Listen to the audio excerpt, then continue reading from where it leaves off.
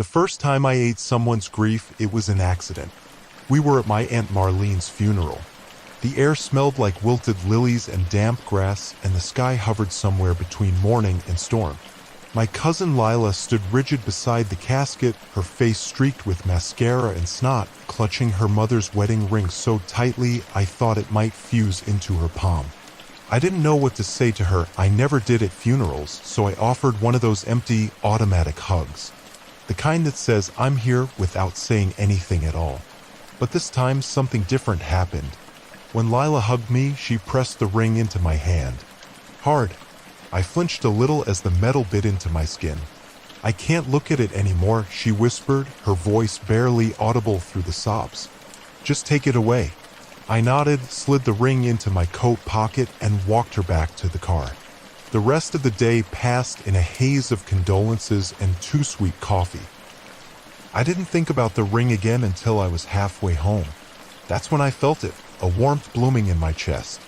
At first, I thought it was just the heater finally kicking in, but it kept growing, spreading through my torso like someone had poured hot honey down my throat. My fingers tingled on the steering wheel. My mind, clouded with funeral fatigue just moments earlier, felt clear. Light, euphoric even. By the time I pulled into my driveway, I felt better than I had in months. The next morning, Lila called. "I slept last night," she said. Just that. No hello. Her voice was hoarse but steady. First time in weeks. It's like a weight lifted. I mumbled something supportive, still unsure what had changed. It wasn't until 2 weeks later, when I took the ring out of my pocket while eating a cherry cupcake at a gas station, that I realized something strange was happening. It happened at a gas station outside Traverse City. I was driving north with no real destination, just trying to put some miles between me and the lingering smell of funeral flowers. The grief ring, as I'd come to call it, had become something of a talisman. I didn't wear it, just kept it in my pocket. I don't know why. Maybe part of me liked how it made me feel. That warm buzz never fully went away when I carried it. I pulled into a grimy station off the highway, craving sugar. Inside, I grabbed a neon red cherry cupcake, one of those radioactive-looking pastries that leave your mouth looking like you kissed a clown, and a bottle of ginger ale. As I checked out, I felt the ring shift in my pocket, like it was reminding me it was still there. Back in the car, I sat in the driver's seat and unwrapped the cupcake. The icing stuck to everything: fingers, steering wheel, even my sleeve. When I reached into my pocket for some napkins, the ring came out with them. A smear of the candy red frosting smeared across its surface. Absent-mindedly, I licked my thumb, then wiped at the ring. Some of the icing clung stubbornly to the band, so I popped it in my mouth to clean it off. And then it happened. The second the metal touched my tongue, the ring melted, literally dissolved, like it was spun sugar instead of gold. It fizzled against my teeth, leaving behind a tang like copper and salt and burnt sugar. My throat tightened. My chest burned. For one horrific second, I thought I was having a seizure. Then the warmth hit me 10 times stronger than before. It was like drinking sunshine, like standing on a mountaintop and screaming into the wind. My skin buzzed. My thoughts slowed and stretched, every worry dissolving into the ether. I leaned back in the seat, closed my eyes, and rode the high. That's when I knew it wasn't just comfort I'd felt after the funeral. It was consumption. I'd eaten her grief. I didn't sleep that night. My body trembled between aftershocks of energy and guilt. What had I done? What the hell was I? But the high. God, the high. It made me feel clean inside, like something toxic had been burned out. The next few weeks were a blur of experimentation. I tested everything: jewelry, letters, photos.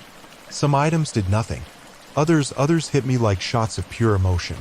I learned that the grief had to be fresh, and it had to be tied to death. It couldn't just be sadness, it had to be grief, heavy and raw, like a wound still bleeding.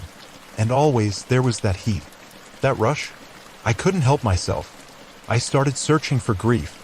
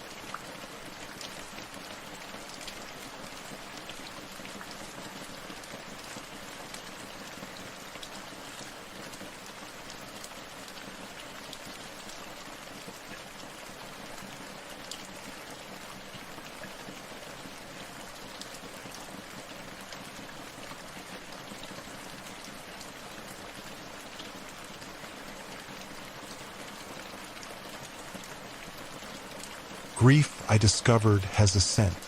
Not a literal one, but something deeper. A feeling that clings to places and people like mildew in damp wood. I began to recognize it, that invisible trail it left behind. Hospitals reeked of it. Funeral homes, obviously. But it wasn't just the obvious places.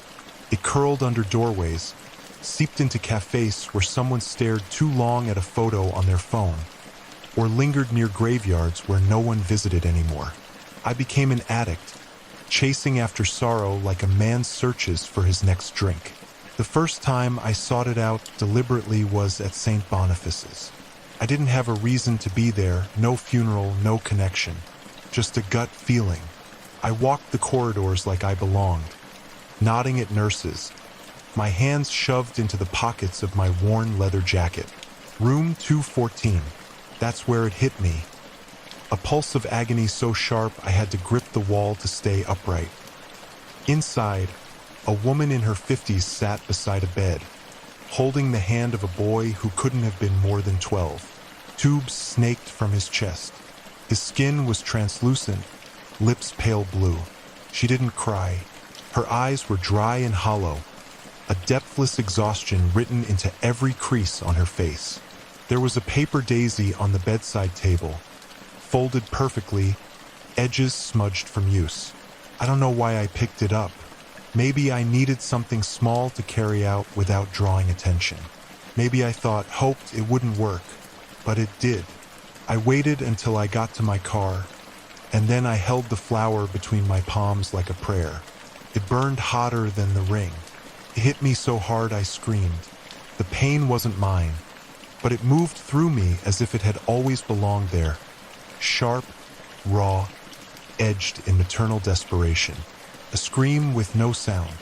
A death that hadn't yet happened but already broke the world apart. Afterward, I cried for an hour, not because I was sad, but because I felt clean again. Weightless, balanced. For the first time in years, the hole inside me didn't echo. That's when I understood. I wasn't just taking pain. I was relieving it. There was something in me, something hungry, yes, but not evil. At least, that's what I told myself. I wasn't causing grief. I was just using it. Helping people, even. I started leaving things behind. Coins, stones, sometimes handwritten notes, nothing specific, just I was here. I saw you. I took it. No one ever followed up. Maybe they thought it was a ghost. Maybe they didn't even notice. But I began to notice something else. The more grief I took, the more I felt them, the ones behind the grief. Not memories. Not spirits, not exactly. Presences. Wait. And they began to whisper. At first, I thought the voices were just aftershocks, echoes of the pain I'd absorbed like phantom limbs of sorrow. The whispers started small, like a draft under a door.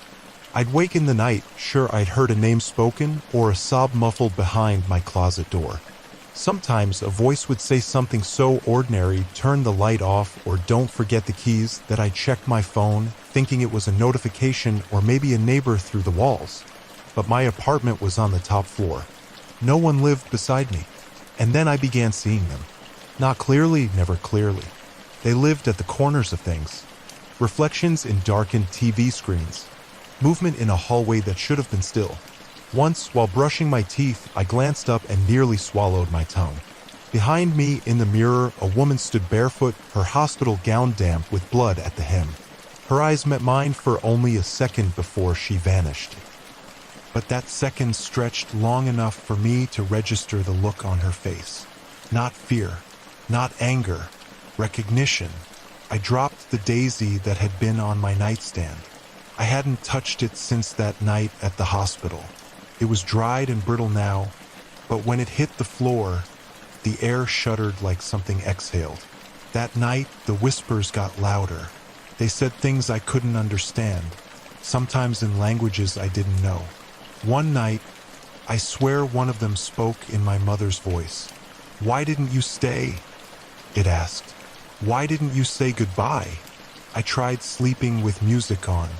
I tried drinking myself into unconsciousness. Nothing helped. They followed me into dreams, too. Dreams where I walked through a field of graves with no names. where children clung to my legs and asked me to remember them.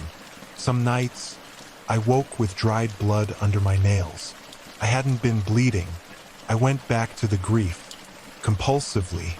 Like a drug, it gave me relief, but it came with more ghosts. The coin I took from the man at the bus stop, he was mourning his wife. I knew it from the moment I brushed past him, felt the sting in his chest. I kept the coin in my palm the whole way home, clenching it until the grief rushed through me like wildfire. I saw her then. His wife. Long hair, pale eyes, sitting at the edge of my bed. She didn't blink. She didn't move. She was waiting. They were all waiting. That's when I started to understand. I wasn't taking grief away. I was holding it, containing it, feeding on it maybe, but not dissolving it. Whatever found its way to me stayed, attached. Like souls with no graves, emotions with no endings. I tried to stop. I tried walking past a cemetery and not stepping in. I tried ignoring the man sobbing on the park bench, his wedding ring dangling from a chain. But I couldn't. The hunger was part of me now, and so were they.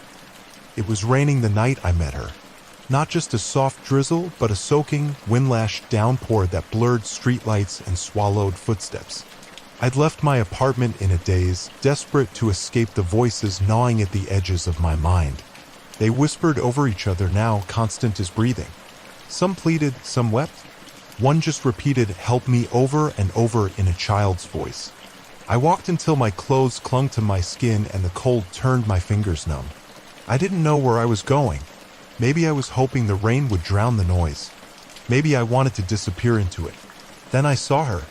She stood at the edge of the sidewalk across the street from a boarded-up church. The streetlight above her flickered, casting her in stuttering light and shadow. Her hair was matted to her face, her coat soaked through, but she wasn't shivering. She was still, too still. I should have walked on, but something about her pulled me in. Not just pity recognition. Like the reflection of a wound you didn't know you had. I crossed without thinking. The closer I got, the more wrong it felt. Her face was blank, but her eyes were screaming. Hollow, sunken, but full of something massive and roiling. It hit me before I reached her, the weight of it. Grief.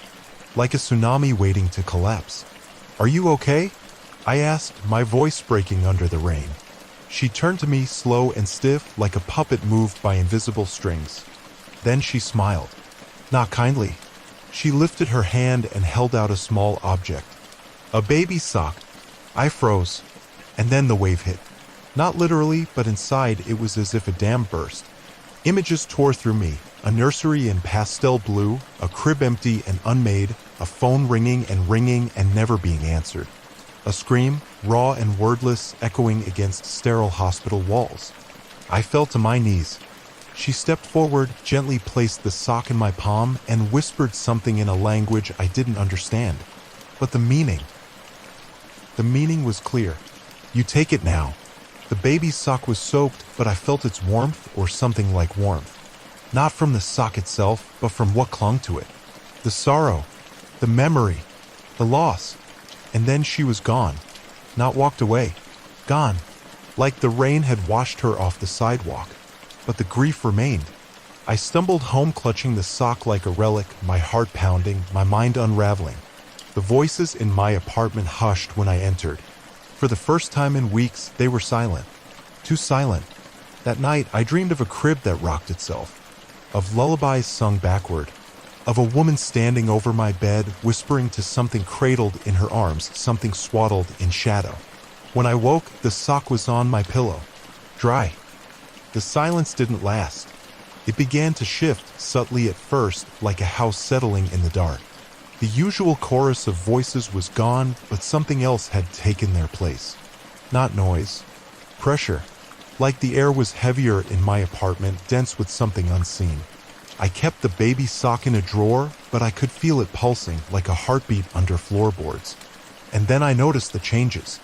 My plants, long dead from neglect, had started to stand upright again, leaves unfurling as if reaching for a sun that wasn't there. My cat, Reggie, who'd run off weeks ago, returned to sit silently by the door, staring at the drawer that held the sock. He wouldn't eat, wouldn't blink, just watched. One night, I opened the drawer to see if the sock had begun to rot.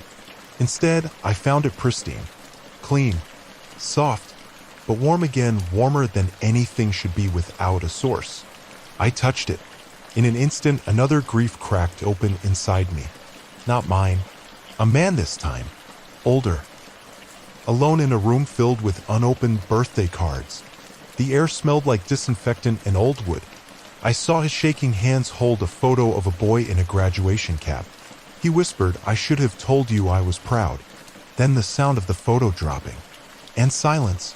I jerked back, gasping. My reflection in the window looked older somehow, tired, like I'd aged 10 years in 10 seconds. But the voices didn't return. And I began to understand. I'd taken the sorrow, eaten it in a way, consumed the residue, the echo, and in exchange, the haunting faded. It wasn't a cure, it was a trade. The grief became mine and the ghost let go. So I tested it again. I visited a support group at the community center, not to talk, but to listen, to watch. A woman spoke about losing her son in a car accident. Her pain hovered around her like mist. Afterward, I offered her a ride home. We didn't talk, but when I dropped her off, I shook her hand. And just like that, I tasted it. The steering wheel turned cold in my hands. My chest ached with unshed sobs. I felt the sudden jolt of impact, the wail of sirens, the moment the phone call came through. "I'm sorry, there was nothing we could do." When I got home, the lights flickered. The air changed. Then came the dreams again. This time, a child with a crushed bike whispering from inside my closet. A father walking into traffic. A newborn gasping in a dark bathtub. Each night, they visited. Briefly, quietly. They watched me. And they fed. Because the more sorrow I took, the more they came, not just to haunt me, but to witness. To hunger. I was becoming something. Not quite human. Not quite ghost. But a hollow. A grief taker. And I couldn't stop.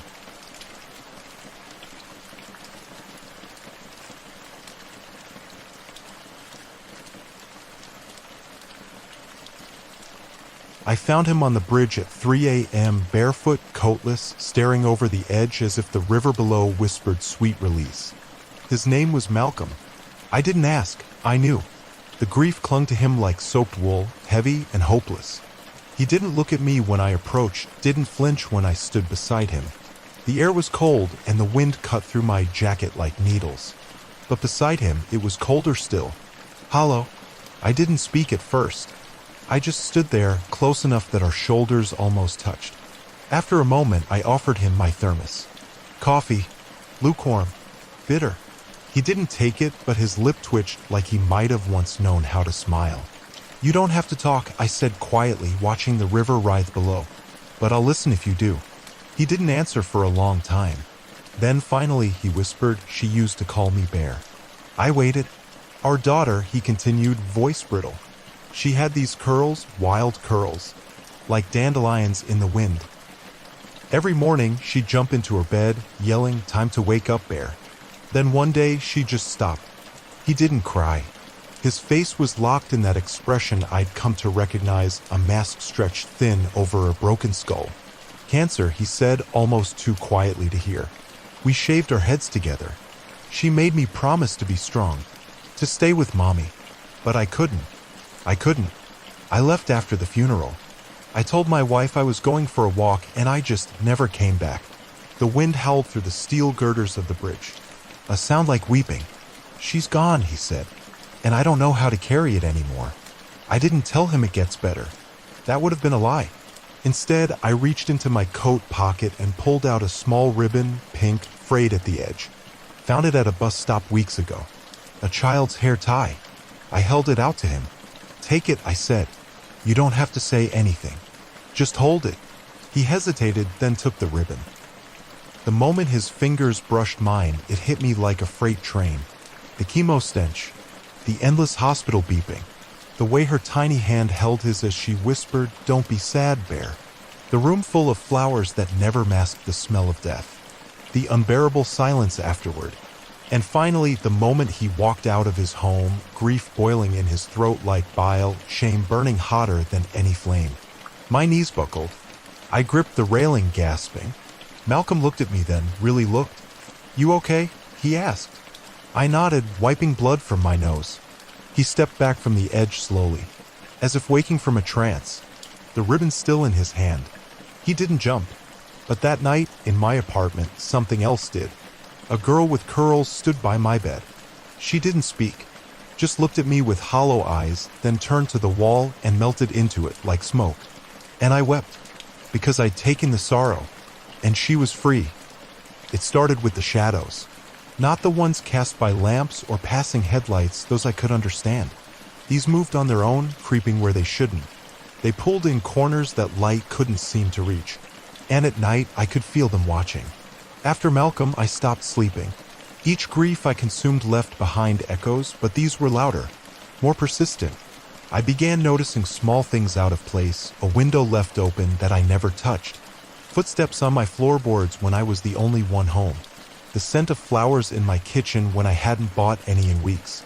At first, I thought it was her, the little girl, but the presence was different, less innocent, more hungry. I caught glimpses, figures with stretched faces, bone-white eyes, mouths that didn't close. Not people, not ghosts either, something in between. Things drawn to the grief like vultures to a corpse. I called them the Watchers. The more sorrow I took in, the closer they got. One night, I woke to find one standing at the foot of my bed. It didn't move, just stared, head tilted like it didn't understand what I was. I turned on the lamp and it vanished, but the bulb popped. Shattered glass rained down. I knew then I wasn't just haunted. I was marked. Each grief left a residue, a scent, a frequency, and these things, they fed on it. I stopped going out at night, covered my mirrors, salted my doors. Anything I could find online, I tried. It didn't help. They followed me anyway. And then came the dream. It was always the same. I stood in a field of ash, black as coal. 1,000 doors stretched before me, some open, some nailed shut. Behind each door, a different voice whispered, "Help me, find me, take me." But one door, the largest, had no knob, only a dark smear where one should be, pulsing like a wound. The Watcher stood near it, silent, waiting, as if guarding it, or maybe keeping it closed. And I knew, somehow, that what lay behind that door wasn't sorrow. It was something worse. I woke up screaming, drenched in sweat, blood crusted under my nose. My reflection in the bathroom mirror blinked a second after I did. That day, I decided to stop. No more grief. No more saving people from their pain. Because whatever I was turning into, whatever I was inviting, wasn't human anymore. But it was already too late. The next morning, I found a letter slipped under my door. No return address, just a single sentence, handwritten in black ink. "You took what was ours." I recognized her instantly. She was standing at the edge of the cemetery under the drooping limbs of a cypress tree, her black funeral dress billowing in the breeze like smoke. The girl from the obituary photo. The one whose sorrow I took months ago. Elena Marquez, 15, died in a car crash. Her father, devastated. I remembered the man's shaking hands, his tear-soaked confession. I'd taken his grief like it was mine. And now she was here, but not as I'd imagined her. Her eyes were wide and unblinking, the whites too bright. Her skin was the color of old wax. And her mouth, it didn't move when she spoke. "You lied to him," she said, though her lips never parted. "You promised it would end." My breath caught. She took a step closer. Her feet didn't touch the ground. "He doesn't dream of me anymore. He forgets my voice, my face. He forgot me." I wanted to explain, wanted to say I was only trying to help, that I didn't know it would cost her anything. But my throat felt sewn shut. "You took his grief," she said, more a thought in my head than a sound. But it was mine too. I stumbled backward, heart pounding, as the temperature dropped. Frost crept along the grass. Gravestones cracked. "I didn't mean to," I gasped, finally finding my voice. "I didn't know it would affect the dead." She cocked her head, curious. "What did you think sorrow was made of?" She was beside me now, fingers hovering near my chest. I could feel the heat leaving my body like she was pulling something from me. Behind her, the watchers gathered at the tree line, pale eyes gleaming. "They're waiting for you," Elena whispered. "You open the door. You carry what belongs to them." A scream echoed through the cemetery, but it didn't come from me. It came from beneath. The ground shook. Dirt shifted. A low moan like wind through a mausoleum rose around us. The watchers stepped back. Even they seemed afraid. Elena looked over her shoulder. "Something's waking up," she said. "Something old. Something angry." I reached for her, desperate. "Can I undo it? Please tell me what to do." But she was fading. Her edges blurred like mist in the morning sun. "You can't fix what you've broken," she said. "Only contain it." Then she was gone. The cemetery returned to silence. But something had changed. I wasn't alone anymore. I could feel it inside me, shifting, whispering, feeding. And I knew then. The grief taker wasn't just a curse. It was a prison, and the thing inside it was beginning to stir. I didn't sleep that night, not because I feared dreams, though I did, but because I no longer felt the need. Whatever part of me once needed rest had been hollowed out. A cold echo lingered in its place, like a distant scream trapped in a jar. The next morning, my reflection didn't look quite right. My skin had lost color, my eyes seemed deeper set. There was a tightness in my chest, not pain exactly, but pressure. Like something was curled up behind my ribcage, waiting. I skipped the shop that day. Instead, I wandered. Every step I took felt strange, disconnected, as if I were drifting slightly behind my own body. I found myself near the train tracks by the old textile mill where no one had worked in decades. The place was rusted shut, its windows broken out like jagged teeth. And still something drew me there. Inside, the air was thick with dust and silence. But as I walked across the cracked tile floor, I heard it, a faint whisper. It was in a dozen voices at once. Some young, some old. Some weeping. Some screaming.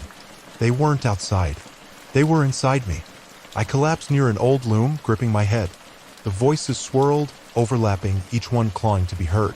Elena's was the loudest. "You opened the door." And below it, something deeper. A voice without shape or tone. A growl that felt older than language. The thing that had fed off the grief I swallowed. I tried to speak, to pray, to scream, to do anything, but it laughed inside me. Not aloud. Not with words. But with hunger. It had been bound by centuries of sorrow. Fed by pain. Kept asleep by the delicate balance of loss and memory. But I had upset the balance. I had stolen sorrow. Stripped it from the grieving. In doing so, I had starved the dead. And now the grief taker had become something else. No longer a bomb. Now a void. I could feel it reaching out from within me, tugging at strangers' pain as I walked past them later on the street. I saw a man crying on a park bench, a crumpled letter in his hand. Without touching him, I felt the grief leave his body. It flowed into me like cold fire, feeding the thing inside. He looked up, dazed. I feel better," he murmured. I don't know why, but I knew. It wasn't me helping anymore. It was it. I had become the vessel. That night, I sat on my apartment floor, surrounded by candles and every book I'd collected on grief magic, death rites, and old folklore. Desperate for answers. One phrase kept appearing. Grief must run its course. If damned, it floods. I had damned it, stolen it, and now the flood was rising inside me. And worse? I wasn't sure I wanted to stop it. There was a twisted satisfaction in the feeding now. The thing inside me was learning how to be me. And in moments of silence, when I should have been alone, I heard it breathing. It began with a flicker. I was in line at a grocery store, hands gripping a basket of fruit I didn't need. The man in front of me was arguing with the cashier, red in the face, spitting words soaked in rage. The cashier, a teenage girl barely out of high school, looked like she was about to cry. I felt the man's grief before I saw it. It wasn't obvious, no fresh tears, no funeral clothes. But under the anger, I felt it like a rip in fabric, the loss of a wife. Sudden, violent, still unspoken. And the thing inside me seized it. I didn't speak. I didn't move. But my hands trembled. My skin burned. The man suddenly stopped yelling. His voice cut off mid-sentence like a string had snapped. He blinked, looked around, confused. Then without another word, he turned and walked out, leaving his groceries behind. The cashier gave me a stunned look. "Did you say something to him?" I shook my head. I hadn't, but something had.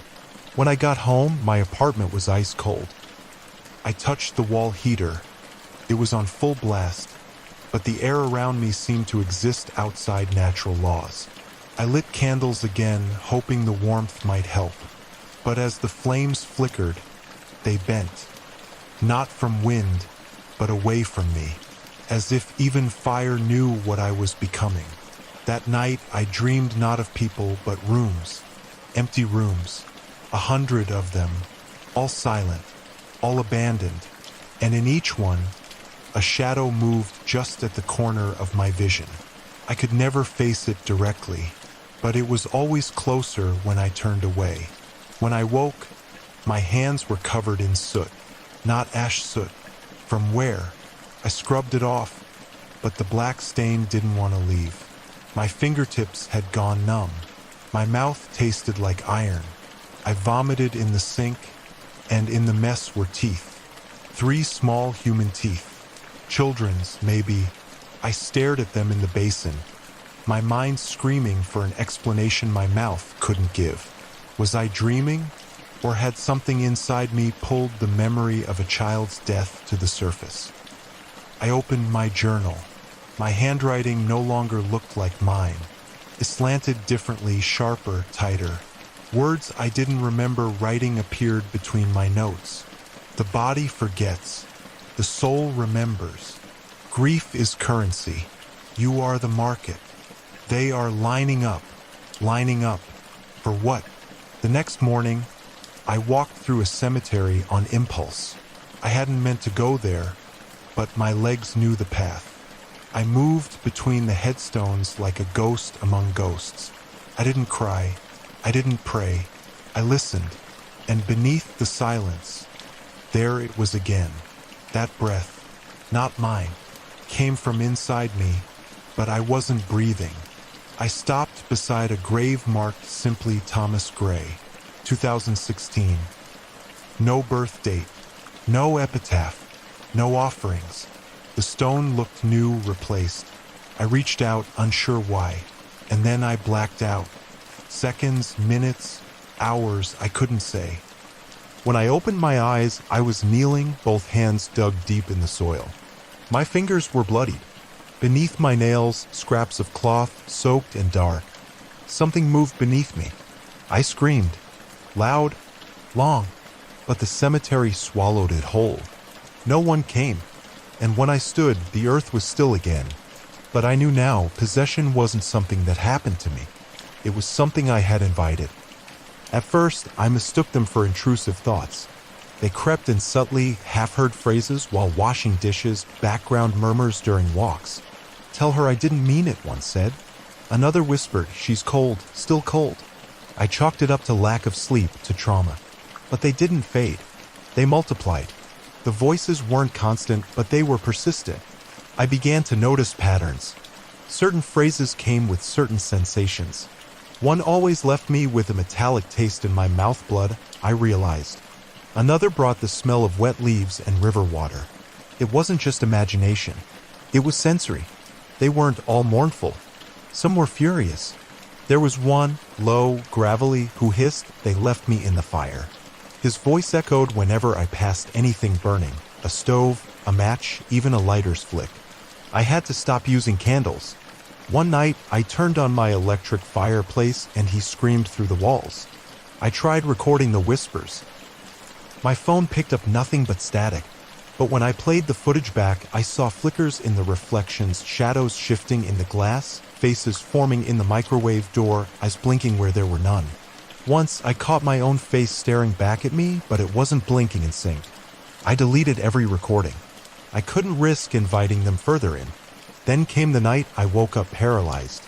I've had sleep paralysis before, but this wasn't that. Something was on me. Not heavy, but present. Like fog soaked in intent. I couldn't move, couldn't scream. Moonlight painted the ceiling, and in that pale light I saw her. A woman. Soaked hair. Hollow eyes. Lips moving with no sound. She hovered above me, close enough to kiss. One hand reached out and brushed my cheek. The touch was cold, but delicate, gentle. And in that second, something cracked open inside me. A flood of memory that wasn't mine. She had smothered her infant. Not in rage. In desperation. It hadn't cried in days. It wouldn't stop now. She was alone. No help. No sleep. Just a blanket and a moment of madness. When it was done, she wept for hours. Then buried the body beneath a willow tree. She never told a soul. Now she was telling me. Her grief poured into me. Hot, bitter, endless. And I let it. I took every drop of it. The moment I accepted it, she was gone. Not violently. Not like the others. Just gone. The room was quiet. My breath returned. But the grief stayed. It burned inside me, sharp and real. And beneath the pain was something else. A pulse. Power. Something in me had changed. And I wasn't alone. More whispers came that night. Not pleading. Waiting. In the days that followed, I began to notice a mark on my chest, just above the heart. A faint, silvery patch of skin, shaped like a tear, no larger than a coin. At first, I thought it was a burn, but it didn't hurt. It tingled when I felt strong emotion, especially sorrow. When I pressed it, the whispers grew louder. It was a scar, but not from any injury I'd ever suffered. It was from her, the woman with the infant. That night, she had left something behind, not just her grief, but a piece of her soul. Or maybe it was the weight of her sin embedded into me like a brand. A psychic tattoo linking us. I felt her sometimes like a shadow in my ribcage, curled up, weeping. At first, I thought I was cursed, but I soon realized I had become something more. Each scar, each grief I absorbed was changing me. Not just mentally, physically. My senses sharpened. I could see color in darkness. Hear whispered thoughts, not clearly, but the outlines of them like someone speaking behind a door. I could smell guilt. It had a sour scent like rust and crushed violets. I wasn't entirely human anymore. I wasn't entirely me. One morning, I looked in the mirror and saw someone else's eyes staring back. They were mine, technically, but older. Wiser. Tired. I blinked and they shifted back. But the message was clear. I was a vessel. A collector. A grief taker. But this wasn't a gift. It wasn't some heroic transformation. Each sorrow I consumed left a mark. A memory I didn't want. A pain I didn't ask for.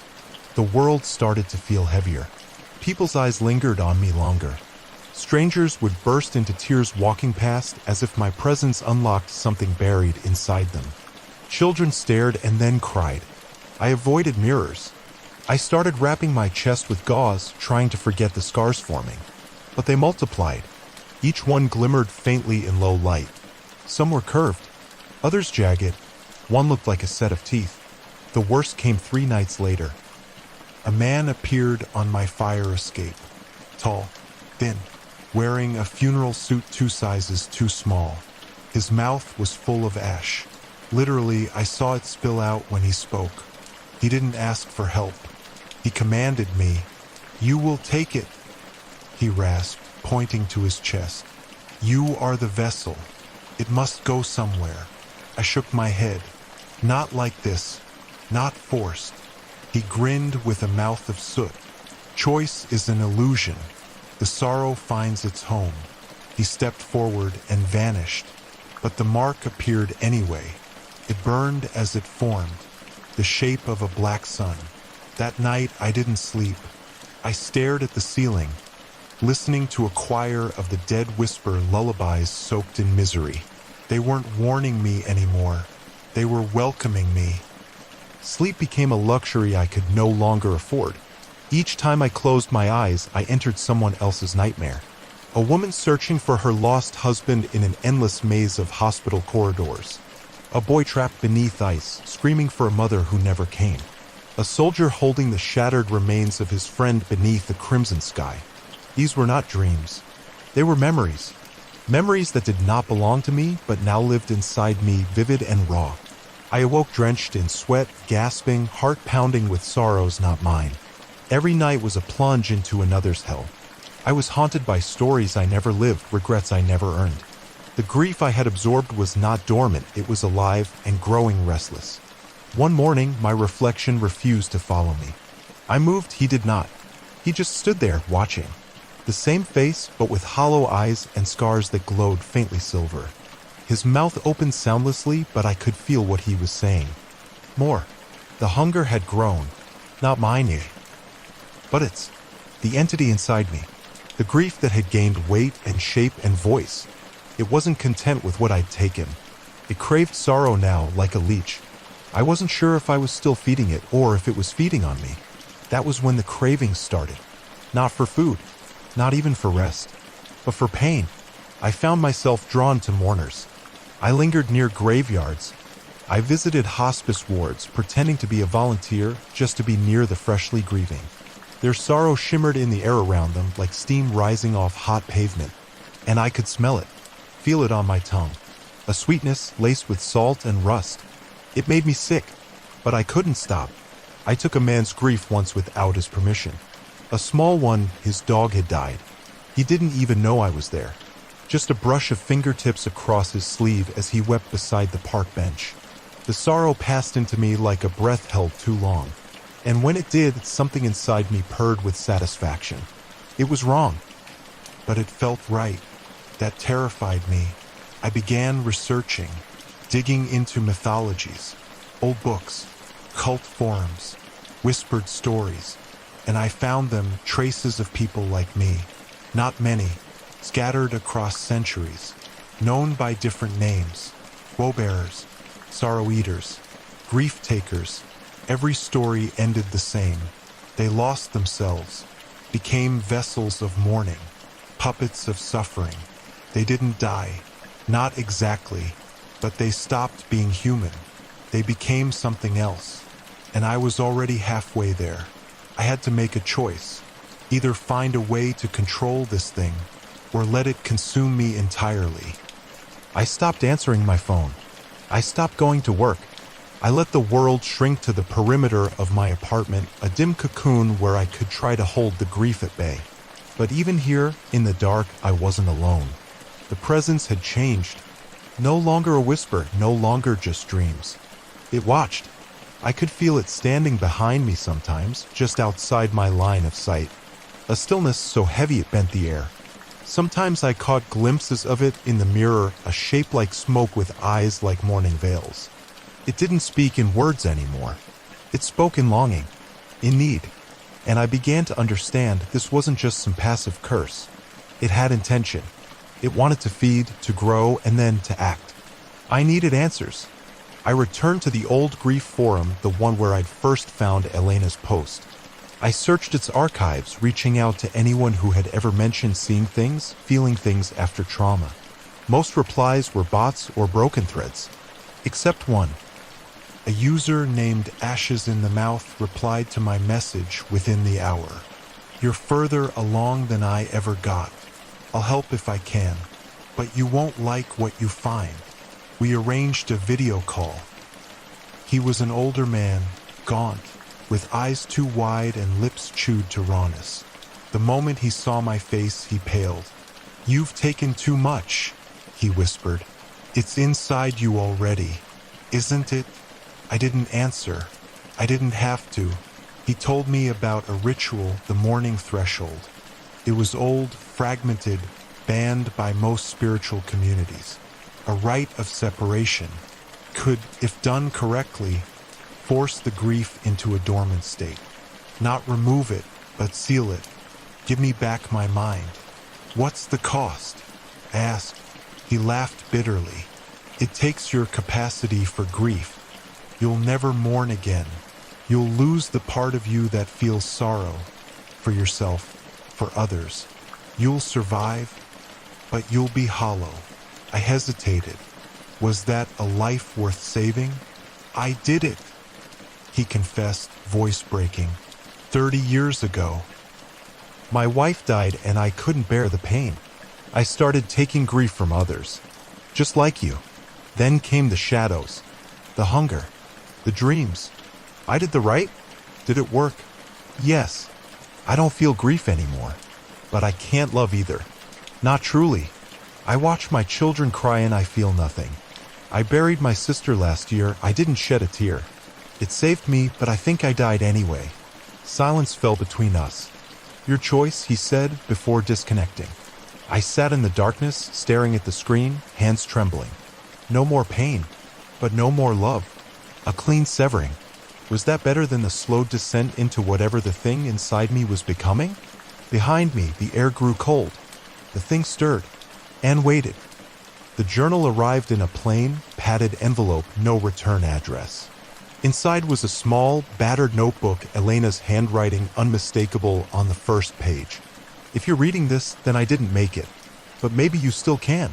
My chest tightened as I turned the pages, each one a window into her slow unraveling.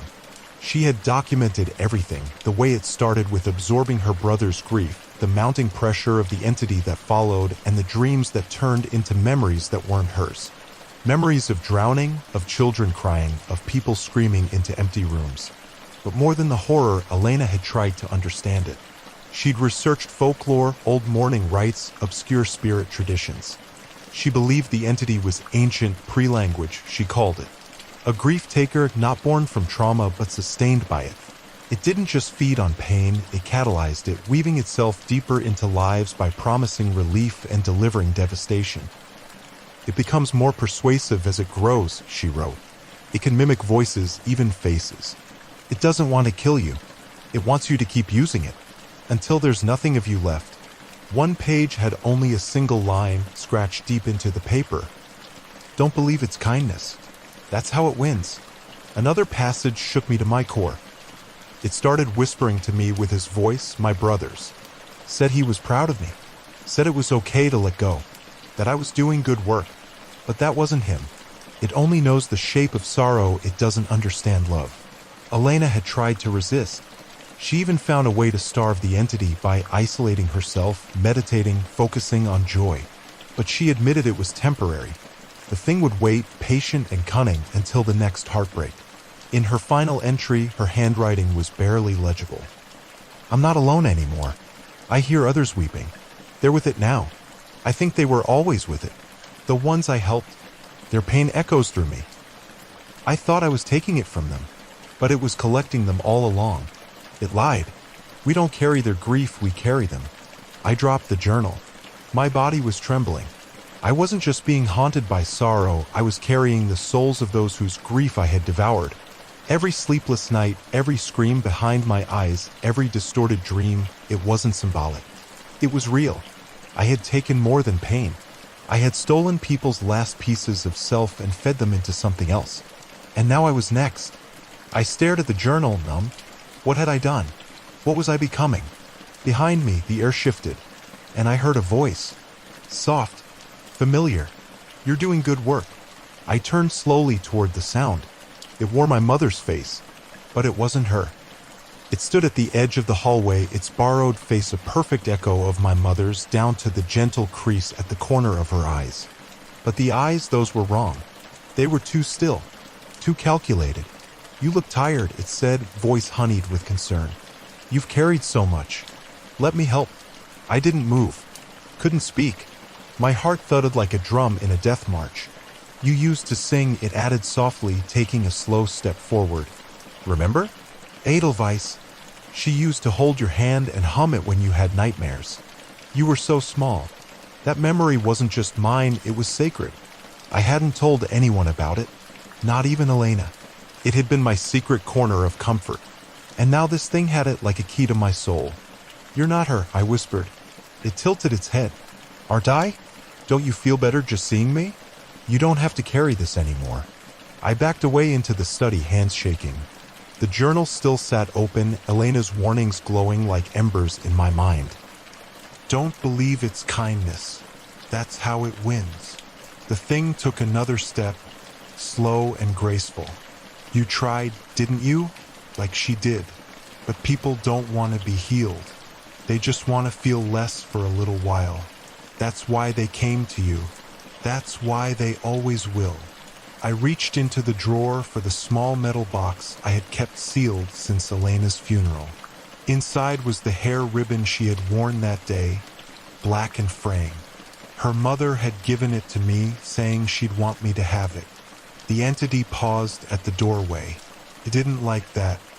She thought she could fight me too, it said, voice colder now. But they always come back. The pain is too much. The silence is too loud. In the end, they choose me. I wrapped the ribbon around my wrist. Then maybe I'll choose something else, I said, narrowed its eyes. You'll break. You're already cracking. Why else do you still hear them? They're in you now. You can't fix this. I turned to the mirror behind me, the one that had hung in the study since before I moved in. My reflection was pale, haunted, but there. Not twisted, not hollow. For a flicker of a second, the reflection beside me, my mother's, twitched. Its mouth moved differently than the voice in the room. Then it looked straight at me and mouthed a single word. Run. I spun around. The entity was gone. Just a hallway. Just silence. But I knew better. It wasn't gone. It had only stepped back. It wanted me to feel safe again. To slip. To reach for it in the dark. I closed the journal. The ribbon on my wrist felt like a tether to something pure. Elena had tried to warn me, and maybe even now she was still fighting. But if she was right, then every time I took someone's pain, I wasn't helping them. I was giving it more power. More pieces. The mirror trembled, the glass warping at the edges. And behind my reflection, faces began to gather. Hundreds of them, crying, screaming. Some I recognized. Some I didn't. They were. I didn't sleep. Not with the sedatives the doctor left. Not with the house humming like it was alive. Every time I blinked, I saw the grief taker behind my eyelids. Its shifting face, the echo of my mother's voice, Elena's haunted eyes. By dawn, I knew what I had to do. Elena's journals held more than notes. Buried in the older entries were sketches of a ritual, something she called the severing. Her handwriting became frantic in the final pages. The eater cannot digest peace. Give it what it cannot use. Peace? I didn't even know what that meant anymore. But another line clarified it. Reclaim what's not yours. Return it. Tear it from your soul. That was the key. I had to unburden myself of the grief I'd consumed, not bury it deeper, give it back. I cleared the study, pushed the furniture aside, drew a circle in salt and ash just like the diagram, for candles at the compass points. In the center, I placed 3 things. Elena's red ribbon, a photo of us smiling at the cliffs, and her lighter. The air was still. I dragged the mirror into the circle, and I called them not with my voice, but with memory. One by one, I remembered each sorrow I had taken, the boy who found his mother hanging, the girl who watched her brother drown, the old man who never forgave himself for living longer than his children. I named them, and they came. I convulsed. My body felt too full, bones bending under pressure. I screamed. The air split. The mirror shimmered. Then it came. The grief taker stepped from the glass, taller than before, no longer wearing a face. It was fluid, gray like smoke made flesh. Silent. Watching. I stood my ground. You tricked me, I said, my voice low. You fed me lies. Made me think I was helping. It didn't move. I picked up the ribbon and pressed it to my chest. These aren't mine. Not the sorrow. Not the stories. I returned them all. The mirror cracked. I struck the lighter. Flame flickered. Take them back, I said. They don't belong in me. The flames touched the ribbon. Something screamed, high, inhuman. The grief taker recoiled, its form wavering. It backed toward the mirror, but the glass shattered behind it. Faces swirled, Elena's, my mother's, the others I had tried to save. Not in pain now. Free. The circle glowed. The grief taker writhed, its smoke unraveling. Then silence. The air cleared. The light faded.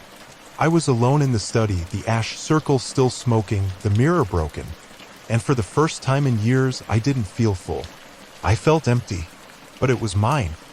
I didn't leave the circle for a long time. The room was dim, streaked with the gray of early morning. Smoke lingered, though the candles had burned out, their wax puddled into the floorboards. The lighter had snapped in my hand, useless now. My body felt hollow, like something had been scooped out of me. But it wasn't a bad feeling. Not entirely. The pain was still there, raw, open, but honest.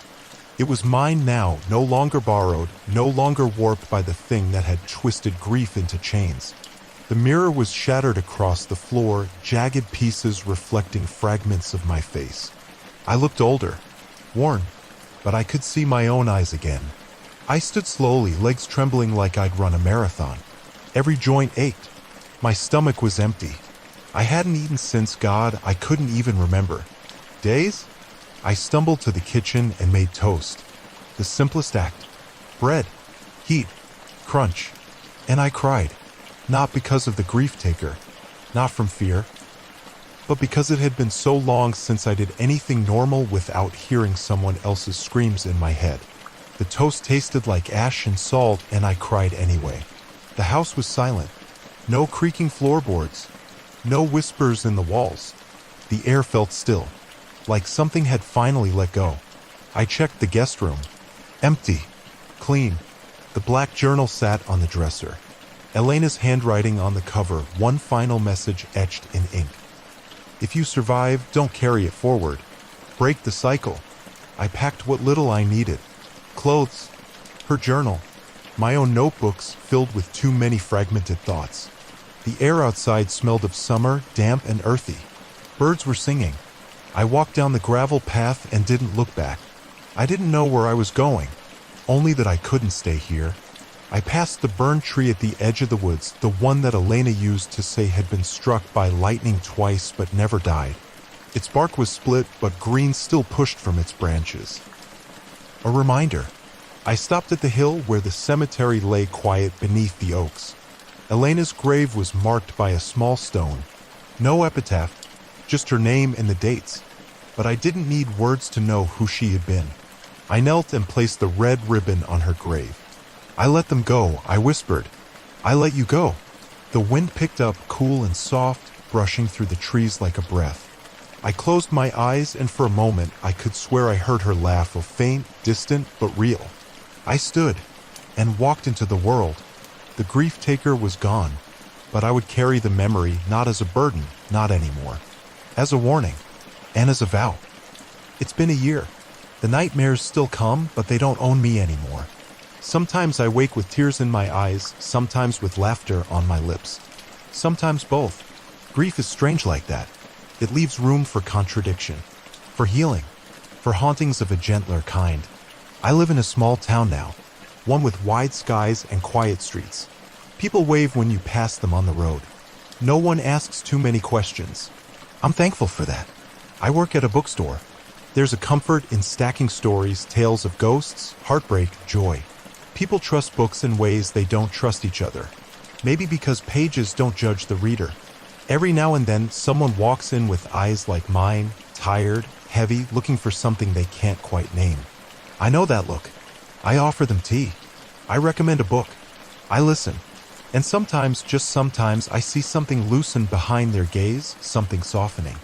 Not everything broken needs fixing. Some things just need witnessing. I still have Elena's journal. I've added my own pages, notes on rituals, warnings, names of those lost, not to summon them but to remember them.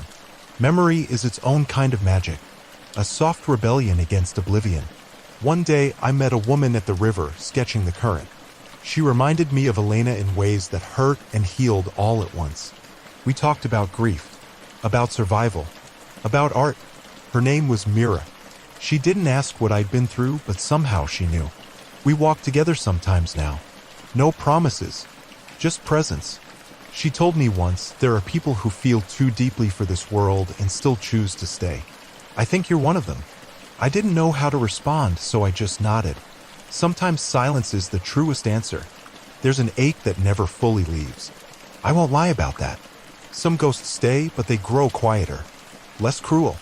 More like echoes than screams. One night, I lit a candle, not for summoning, not for ritual. Just for remembrance. I whispered the names of those the grief taker had devoured. I told them I was sorry, that I had tried, that I would keep trying. I felt the air shift, not heavy, not cold. Just aware. Maybe they heard me. Maybe that's all we ever need, to be heard. To be held in someone else's memory. To matter even in the quiet.